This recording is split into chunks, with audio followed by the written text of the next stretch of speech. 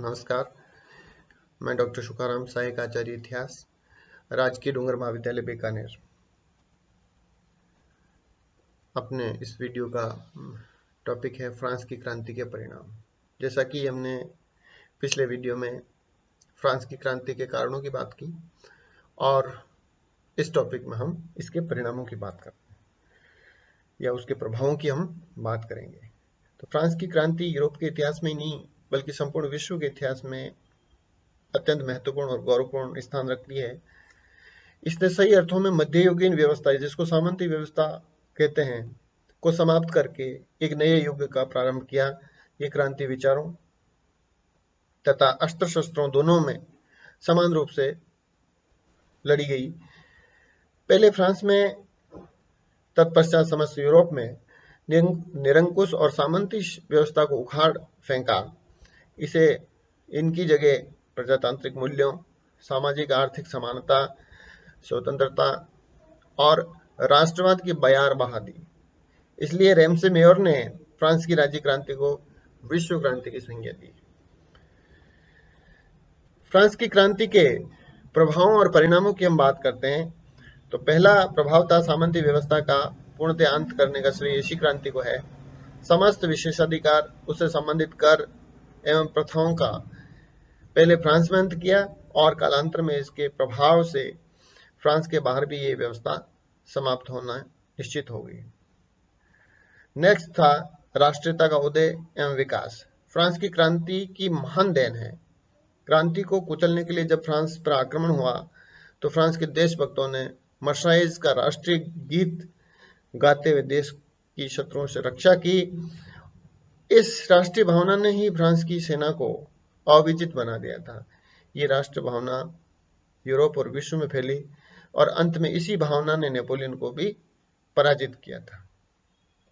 Next है, क्रांति ने मानव की व्यक्तिगत, सामाजिक, राजनीतिक तथा धार्मिक स्वतंत्रता पर बल दिया तथा निरंकुश राजतंत्र सत्ता एवं तत्संबंधी कानूनों को नकार दिया।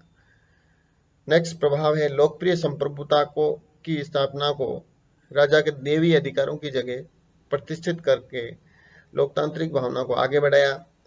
नेक्स्ट है धर्मनिरपेक्ष राज्य का प्रादुर्भाव। इस क्रांति के परिणाम स्वरूप, फ्रांस की क्रांति के फलस्वरूप यूरोप में धार्मिक सहिष्णुता और धर्मनिरपेक्षता का युग शुरू हो गया। नेक्स्ट प्रभाव है मानवाधिकार। देखिए, आज ह्यूमन राइट्स की बहुत बातें हो रही हैं। ये ह्यूमन राइट्स का जन्म जो है वो फ्रांस की क्रांति, इसकी देन मानी जाती है। ये नागरिक अधिकारों की घोषणा 12 अगस्त 1789 को इसी क्रांति की देन मानी जाती है। इस घोषणा ने जोर दिया कि सार्वभौम सत्ता जनता में निहित है तथा कानून जनता की इच्छा की अभिव्यक्ति है। समाचार पत्रों को भी इसमें स्वतंत्रता दी गई।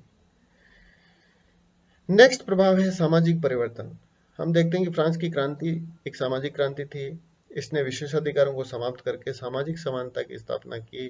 अब प्रत्येक व्यक्ति अपनी योग्यता के आधार पर आगे बढ़ सकता था।